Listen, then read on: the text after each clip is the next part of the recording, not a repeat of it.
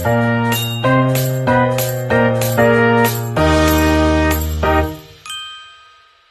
Basandi Syara Basandi Kitabullah. Assalamualaikum warahmatullahi wabarakatuh. Perkenalkan, nama saya Uswatul Hasanah Dudiza. Tujuan saya membuat video ini untuk memenuhi tugas kuliah, yaitu ujian akhir semester 1 mata kuliah folklor dengan dosen pengampu Ibu Ahada Wahyusari MPD. Baik, di sini saya akan menjelaskan tentang ruang lingkup folklor dan contoh dari daerah saya, yaitu daerah Sumatera Barat. Oke, baik, sebelum kita masuk ke intinya, yaitu adalah tentang ruang lingkup folklor, kita harus tahu dasar dari folklor. Jadi folklor itu adalah kebudayaan kolektif yang diwariskan secara turun-menurun, baik dalam bentuk lisan, sebagian lisan, maupun bukan lisan. Nah, di Sumatera Barat itu folklor adalah jantung dari identitasnya masyarakat yang kental dengan filosofi. Baik, kita masuk ke ruang lingkup folklor. Ruang lingkup folklor itu terdiri dari 3. Nah, yang pertama itu adalah folklor lisan. Folklor lisan ini adalah yang paling murni karena bentuknya benar-benar hanya kata-kata, baik yang diucapkan maupun yang dinyanyikan. Ia tidak meninggalkan jejak fisik, melainkan hidup dalam ingatan masyarakat.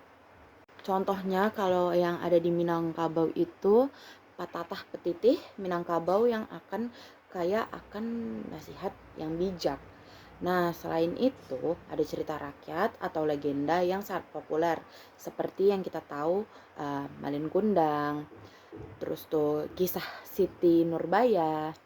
Nah, cerita-cerita ini itu mengandung pesan moral tentang bakti kepada orang tua dan adat. Lalu yang kedua itu adalah folklor sebagai lisan. Folklor sebagai lisan ini itu adalah campuran antara ucapan dan tindakan fisik atau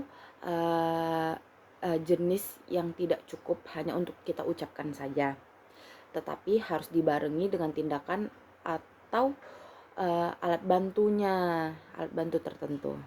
Nah, folklor sebagai lisan itu kan tadi itu harus ada alat bantunya kan. Contohnya di Minangkabau itu adalah kesenian randai. Randai ini merupakan kesenian yang menggabungkan drama, musik, dan gerakan silat.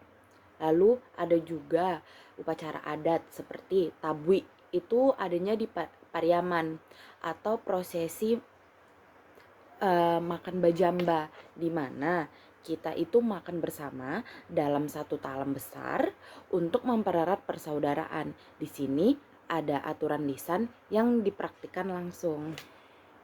Nah, lalu ruang lingkup yang ketiga itu adalah ruang lingkup folklor bukan lisan. Jadi folklor ini itu punya wujud fisik yang bisa disentuh, dilihat, atau dirasakan, maupun yang tidak bisa dirasakan. Nah, jadi kan folklor yang ketiga ini itu bukan lisan, yaitu hasil karya nyata atau benda fisik kan. Nah, di Minangkabau, Sumatera Barat itu ada yang pertama itu arsitektur. Kita itu punya rumah gadang yang bentuk atapnya bergonjongan sudah mendunia.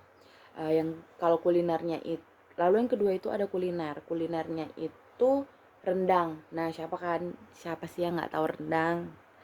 Terus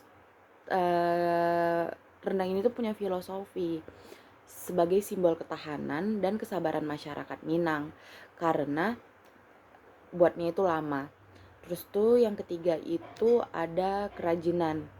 Ada tenunan songket dengan motif yang rumit menceritakan keindahan alam sekitar. Baik, jadi folklor itu sangat luas, mulai dari apa yang kita ucapkan, apa yang kita lakukan, hingga apa yang kita buat. Di Sumatera Barat, semua itu adalah kekayaan identitas kita yang harus terus dijaga agar tidak kehilangan hingga ditelan zaman. Saya Uswatul Hasanah Dudiza, terima kasih sudah menonton.